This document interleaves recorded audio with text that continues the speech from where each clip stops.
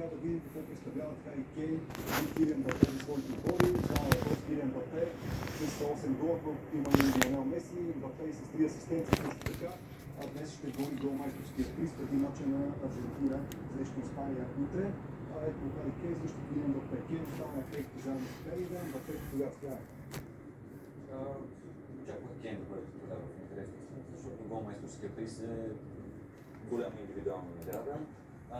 Килиан Мбапе има освен мотивацията да стане голмайстор на турнира, той има и съревнование с Лионел Меси, което е още по-престижно за отбелязване голове на световно първенство, така че аз очаквам днес така топките да бъдат насочени към него и да се търси повече реализация от него. Ще го видим на самата позиция, дали ще бъде на същата, на която е ползван до сега. Не смятам, че там ще има изненади. Вече в състава на Англия ще бъде интересно липсата на двамата основни футболисти, които до сега дърпаха Англия напред, как ще бъде подреден отбора. Така че тук със сигурност индивидуалният приз ще бъде допълнителна мотивация за футболистите. И очакваме Кейн да влезе между другото по време на матча. Да, и аз съм с такива очаквания. Иван, само да видим защитата на двата отбора, какво показва това съответно отбраната на Англия и тази на Франция. Също ще играе, защото трябва да се противодейства на силните атаки на отбора. Само едно изречение за Мбапе и да похвалим човека, защото той най-вероятно наистина ще стане голмайстор на първенството. И сега изостава с една асистенция, но да свършат с разни голове. Това е най-добрият транзишън футболист в света в момента. Ама това е интересна статистика. 8 гола вкара Мбапе, а виж Англия колко гола са допуснали. Да, разбира се. Да, съвпадение просто. Разбира се, че и това в някаква степен има значение, но най-вече има значение кой с каква тежест влиза евентуално, ако Кейн влезе в този матч. Сега трудно е да се предположи, че Кейн да вкара, да кажем, 3 гола и изпревари другите. По-скоро всички залагат на Мбапе и други години, дори в 94-та сме виждали как се играе за един футболист, който заслужаваше без никакво съмнение. Говоря за Христо Стоичков, да е едноличния голмайстор. Да, тогава Лекселеков вкара много голове на Камерун и станах с 6 гола. Не го броим, той света май не го брои, така че той си голмайстор, но искам да кажа, че много пъти, не само с Стоичков, много пъти се е случвало, разбира се, да се играе за голмайстор, при положение, че вече имаш, би трябвало Франция да има такъв по-леещ с стил, особено с Заир Емри и Адриен Рабиот. Добре, с тази хубава препратка отиваме с Иван Козаков към стартовите състави на двата отбора. По минута на отбора ли трябва да сме стегнати, защото и времето напредва. Само да кажем, Франция е в бяло, Англия в златисто, да започне в французите, ако искаш. Най-вече това, което сега говорихме, как ще се справят защитниците на Франция, защото срещу тях вече имаме един Одисе на десния фланг, имаме Дезире Дуе в левия фланг и Килиан Мбапе на върха.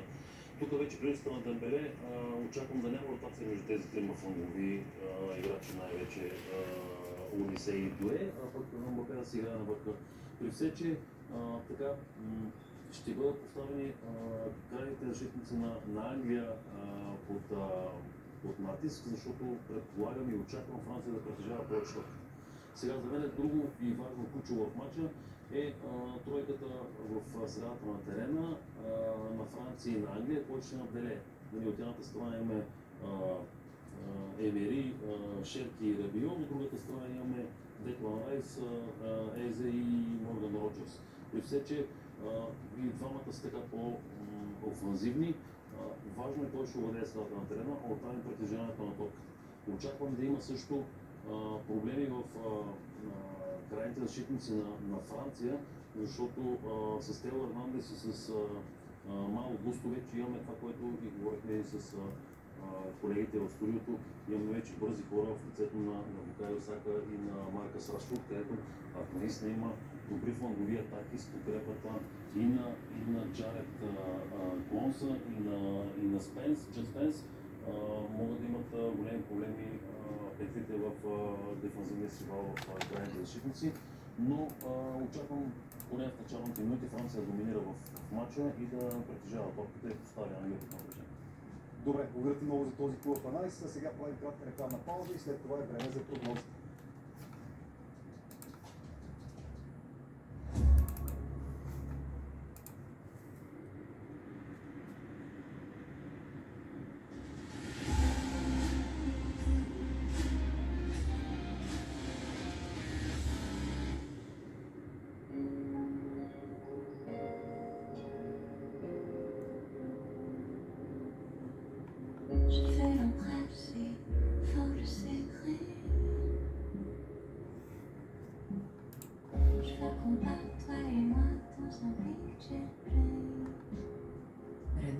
Hyper-Hybrid E-Technics 4x4, 300 конски сили, плug-in хибрид. Само сега от 290 евро на месец.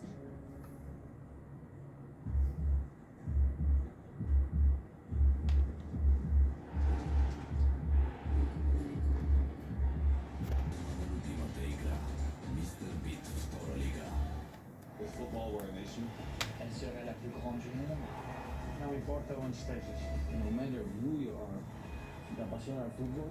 pertenece. Football unites the world. El fútbol une el mundo. Сега най-феноменалният момент според конкурс нека ви покажа. Има всичко, което хората харесват. Има футбол. Има и легенда. Ние го познаваме. Има не само футбол. Дръж. Дори и мен не има. Има всичко, което ви гарантира, че пунктът ще работи за вас. Убедих ли ви? Отвори си 4-осмици пункт.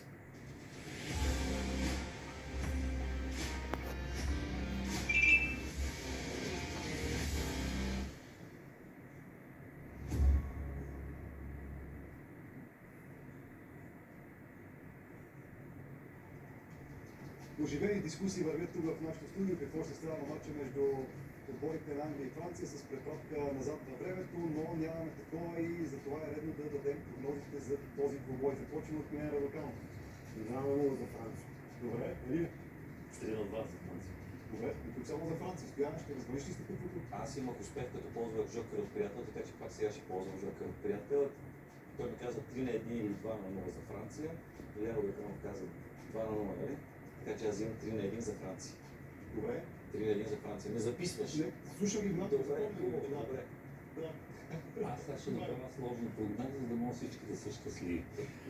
И най-вече аз, разбира се, именно 2-2 с 2 гола на Мбапе, който да поведе в голмейсторската листа и след това продължение и Англия с Дуспи. Добре, интересна прогноза. Англия с Дуспи и голямата завърска. Нали знаем за и там още допълнителния травматизъм, как се представяте на Дуспи в историята и така. Добре, за да те подкрепя,